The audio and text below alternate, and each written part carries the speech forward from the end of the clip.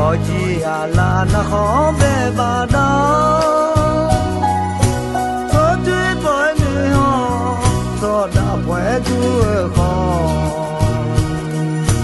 lo chi ám mơ nếu nghe đùa nhau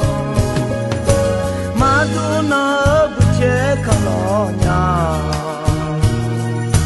mà từ mò ai thì bỏ nhau